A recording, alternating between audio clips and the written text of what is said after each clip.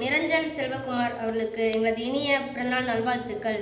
தாங்கள் அனைவரும் உடல் நலம், நீலாயுள், நிறை செல்வம், உயர்வுகள் மெங்கானம் பெற்று மேலோங்கி வாழ எல்லாமல்லரும் பிரார்த்திக்கின்றோம். தங்களுக்கும் தங்கள் குடும்பத்தினர் அனைவருக்கும் வாழ்த்துக்களையும் மிக்க நன்றிகளையும் காணிக்காக்கின்றோம். வாழ்க வையகம், வாழ்க வளமுடன். பிரேயர்.